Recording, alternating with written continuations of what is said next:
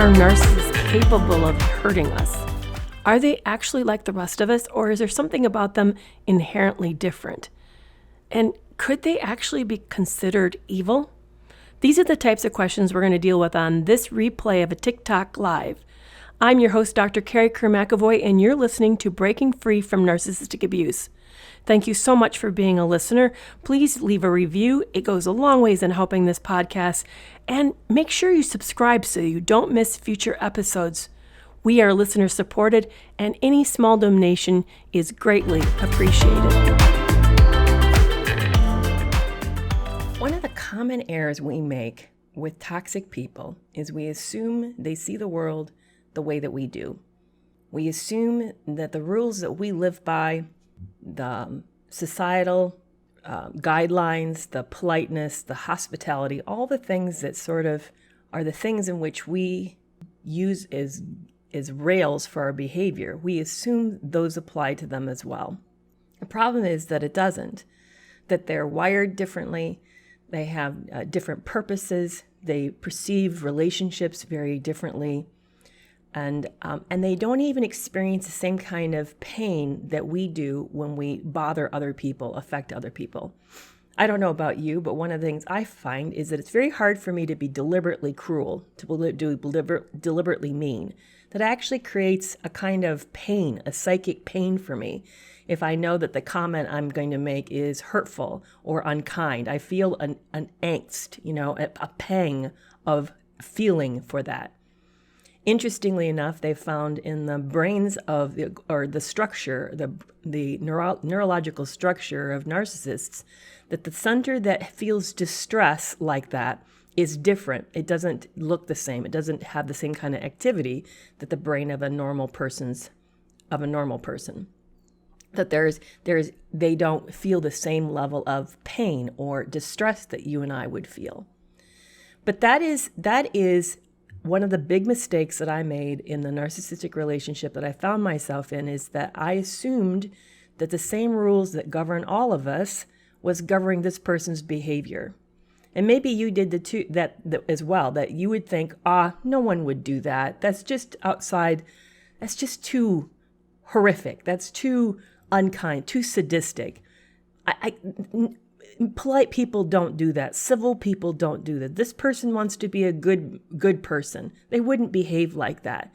Is that an error that you made as well? It is an error that I made, and as a result, I underestimated what this person was capable of. And as a result, I didn't take the steps to protect myself. And here's the other thing that happens in this whole process. The person who's in the relationship is not the only person who's making this error. Everyone around us makes the same mistake, which is why you get bad advice. It's why people say to you, it can't be that bad, because they're applying the rules of civility to this person and believing that most of us stay within the guide rails of life. They don't believe that someone would be really that cruel or that ruthless. And as a result, then they give us bad advice. I know that's one of the things I fell prey to, was I would seek outside opinion. They would also assume some sort of normalcy, some sort of societal appropriateness, and then give me bad information, which led me to then underestimate this person's potential aggression.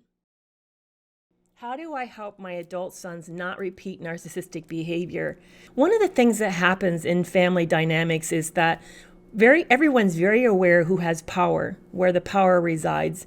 And children, our primary goal at a deeply unconscious level is to live, to survive, to breathe, to eat, to make it till tomorrow, to perpetuate humanity. That's our basic drive. It's sort of like you ever see those movies about robots and, creating some prime directive?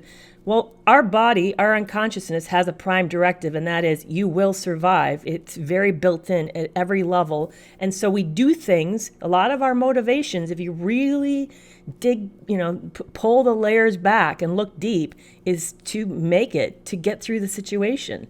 So one of the things that happens in toxic family dynamics is that there's a power differential. And they're very aware of who's holding the power and who's in control and who doesn't. And one of the survival techniques is to do two things around odd disparity like that. You either will mimic the most powerful person and realize the way to have power is to behave like them, so you become like the perpetrator, or you learn to either go invisible or you learn to become super good at people pleasing that person. So you'll begin to fawn a lot, make sure that they're happy, wait on them, dote on them, you do whatever you can do to placate them, or you'll just find a way to disappear and stay away. Now, some people who are more I don't know if you want to call it brave or stupid, will take them on and fight them. There is those that then become the black sheep, but those people usually end up getting kicked out of the family. That dynamic doesn't usually last or work very well with especially if the narcissist or toxic person has a lot of abusive, like physically abusive qualities, a lot of sadistic qualities. That's not going to go over very well. And the more dangerous it is, the more likely they're going to learn to fawn, or mimic them, be like them, become clones of them, or they're going to become invisible. So how do you stop that? If they're adults, it's harder. I mean, one thing you can do is set limits around what you will agree to put up with.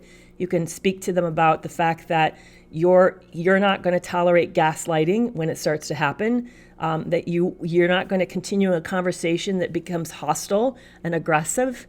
Watch the power dynamics and let them know that whenever it's out of whack and they're intimidating you, that's not, that you are going to close the conversation off. But you can also try to, enlist their cognitive empathy. There's two types of empathy. There's affective or emotional empathy. That's when something is very sad and you feel sad watching whatever is very sad or whatever you hear that's very sad. That's affective empathy. But there's another form of empathy called cognitive empathy. And that's one that you can actually grow like a muscle. You can work it. And that is putting yourself in someone else's position, imagining what life would be like from that person's position. So you could ask them, how do you think it feels when you do this to me? Yeah, the term narcissist has become so trendy and it's overused. I know there's a lot of criticism about that. Let's do some very frank conversations. I do get comments, angry people. It's interesting who's angriest about it. I'm over on Instagram. There was somebody who was very angry with me, had a big long, I didn't engage, other people engaged this person, but I didn't. But there was a big diatribe about what a waste of time all this conversation is. Why are we talking about narcissistic abuse? I really highly recommend that you check out the video I put up about the definition of narcissistic abuse and really understand what the definition is. Dr. Kristen Milstead wrote an article for Psych Central defining it, attempting to propose a definition for it. And when you look at the definition, it's horrific. That's why we're talking about this. It's horrific. So let me see if I can summarize it without reading it. It is the deliberate deception of one person of another in order to cannibalize the other person, in order to get admiration, love, support, worship, money, sex, a place to live, or some other resource. It's deliberate, it's deceptive, it's manipulative, and it is intentional. And it's long-lasting, and it does irreparable damage to the victim. Now, please tell me why that isn't useful to be talking about, how this isn't a good thing to be educating people about. Why would you be upset over this conversation? I don't understand that. If we saw a whole host of people getting sick or dying from something that was solvable, that shouldn't be happening, wouldn't we be spending time on that? What, really? We would be fixing it. How much money do we pour into finding the way to help men maintain sexual performance? No one dies from a lack of intimacy, that kind of physical intimacy, right? But we certainly spend lots of money on this type of thing. Yes, I am upset. I'm upset because there are lots of victims. Lots and lots of victims. I heard a horrible story last night of someone who nearly died by her partner's hand. So yes, This is very near and dear to my heart. I feel very passionate about this. So when someone says, I think we're just making a really big deal, I can tell that person's not experienced this kind of problem, who's not been trapped, who hasn't felt the agonizing pain of this. You're saying you're feeling attacked by me. Well, your comment felt attacking, honestly. It felt like this is a waste of time and space. It isn't. If you start to pay attention to what people are saying here, one of the things that really affects me is sometimes I end up putting out a video that asks for people's feedback, and there will be hundreds of comments of horror stories. And then I end up having to process hearing all this pain of people to realize that I wasn't the only one suffering, that a whole host of us, loads and loads of us have suffered for this. So yes, I didn't mean to get vehement with you. I don't know your motivations for asking this, but I've heard this a lot this week. You may have been totally sincere. I just have to tell you about this upcoming event that I am so excited about. On August 18th, 6:30 p.m. Eastern Standard Time, I, along with several other panelists, will be interviewing Dr. Kristen Milstead.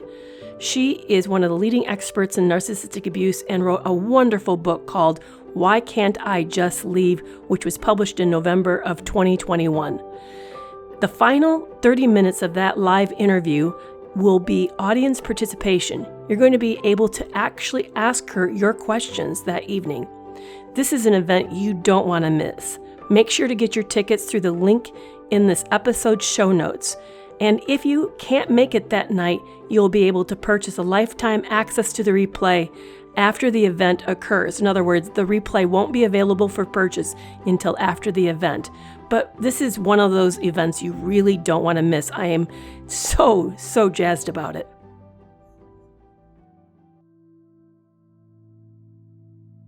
Why is there so much talk about narcissism in general? Is narcissism on the rise? I think that's a very fair question. I do think it's on the rise. The old statistics used to be, we thought it was between 1.5 to 1%. Now there's estimates of closer to 4 to 7%, depending on the gender. I know people like Dr. Ramani thinks it's closer to 25 to 30%. We're seeing an increase based on social media interactions. The more time you spend on social media, the more narcissistic you tend to become. But I think it's really societal. I think there's a problem and that we need to understand what's happening. And I really think, it's interesting. I'm kind of trying to read the comments as I'm also trying to follow my train of thought here. But it's interesting how it's hard to criminalize this behavior. It's criminal. It's criminal in the sense that it's not that it's legally criminal. I mean that it's an offense. It's a perpetration of something. But how do you? It's almost like, how do you prove it? Most of the time, there's no loss of asset other than community property in a relationship. And how do you prove that was actually unfair? Or it's use of words and thoughts and behaviors, but there isn't usually bruises or damage in the house to show. So it's very hard to establish. And then, by the way, these people do something that's called mind mapping. Have you ever heard of that? I just did a video on that as well. We all do it, by the way. It's a skill we all have. It's our ability to get into the mind of someone else in order to anticipate their behavior. We do this as a survival mechanism. So if we can guess what someone will kind of traditionally do, what their habits, how they think, their preferences, then we kind of anticipate how they're going to act. And we can then, take action around that. Well, people who are toxic use that against us. They weaponize that. And then they end up creating arguments and circular fights and conversations that never go anywhere for the sheer point of wearing us out in order to exhaust us and maintain control. So anyway, how do you criminalize that? I don't know, except that I know that people are being physically damaged. There's illnesses, loss of income, destroyed relationships. Wounded psyches and selves and all of that. So it's big. It's a big deal. That's why I feel very vehement about it, very passionate. How can I tell a narcissist they hurt me? Well, you can tell them. The problem is they're not going to care, and they're not going to also it's not going to be meaningful to them. And they, by the way, they already know that, or they're hurting you. You know, how do I know that they know? I know because of the way they're being manipulative with you. Think about it. When you unintentionally hurt someone, do you do all sorts of like shenanigans in order to do it? Are you deceptive? Do you make sure that you do it in private? Do you make sure that it really hurts? You really use that person's hot buttons? No, it's you stumbled out and said something callously, thoughtlessly, and ended up having ramifications. That's accident. That's unintentional. That wasn't malicious. But these people do it purposefully. There's a sadistic piece to them that enjoys seeing you in pain. So here's the other thing, is if that's part of the dynamic in which they enjoy seeing you in pain, then you telling them that they succeeded actually pleases them. It's reward. Do you really want to reward this person by telling them that? And it won't change them. They don't care. That was the point of it. The point of it was to hurt you, was to get even or get you back or to put you in your place or to have control over you or to teach you a lesson. There was a point in why they did the pain. And so if you tipped your hand and say it hurt, then in a way you've given them the very leverage that they want. I would suggest that you don't. I know you want someone to care, and I know you want them to stop. That has to be done in a different way than what we would normally do in relationships. Normally in relationships, you would say to somebody, hey, please don't do this. And they're like, oh, okay, I didn't know that, I won't. But that's not what's happening here. They don't care. So that means you have to then heal yourself in a different way. You need to find ways to sort of soothe yourself, your own pain, and then you need to find ways to sort of reduce your exposure to this person. Yet people often use the word evil. There is an evil components to this behavior, very, very much so, very awful. This is back to the same question about hurting him and telling him to apologize. It's not going to happen. I really wish it would. But when it's purposeful and it's intentional, the best that you're going to get out of this is they're going to weaponize the apology, So this may be back to the comment that I got in, or for those of you who are joining now, I don't know if Scratchbake is still here or not, but I got on a little rant about this person asked about why is there so much focus on narcissism, and then I kind of like launched in about why it's so important that we really value this platform, not mine, but the whole narc talk, why there's so much energy around it. And that she's saying, or he's saying, that they weren't angry. Is it possible that some people are just evil? Well, that's an interesting intersection. I know I don't normally talk about religion or talk how it intersects, but let me break my own rule just a little bit here for a moment. I think the way that our framework of the world affects the way that we define things. So from a psychological standpoint, we try to then categorize, theorize, make sense of someone's behavior from sort of a strategy and pathology, what's gone wrong. So that's the stance I've been taking, is sort of from a pathological standpoint. If this is not normal, what then has caused this deviation, and what is even the deviation? Can we explain the deviation? But if you come at it from more of a moral standpoint, or even a spiritual standpoint, you could say, is this a sense of evilness? Is there some people who are just unkind, who are ruthless? Again, I use the word to cannibalize other people. That's how I see it. I see it as cannibalization of one person by another for the purposes of the first person's appetites, emotional, psychological, sexual appetites. There's a good book if you want to look into this more. I know that the author is now deceased, but it's called People of the Lie. People of the Lie. I'm trying to remember the guy's name. He has an initial for the first. His initial. He wrote the book The Road Less Traveled. That is his bestseller. The Road Less Traveled. Yes, M. Scott Peck. Thank you so much. That's who it is. I knew if I saw it, I would remember. M. Scott Peck. That's who wrote that book. The People of the Lie. He's a psychiatrist as well as I think he wasn't a theologian, but he was very religious, a Christian man. And he wrote from a kind of a psychological, religious perspective about people who are evil. And even kind of toys around, is there actually real evil in the world, and what is it? So if you want to look into this, I would really recommend that you check out him.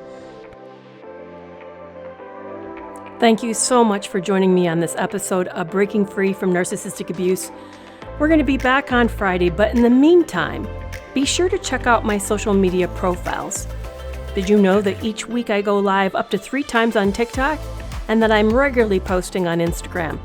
I would love to see you on these platforms. So between now and then, check me out there, and otherwise I will see you on Friday. Bye.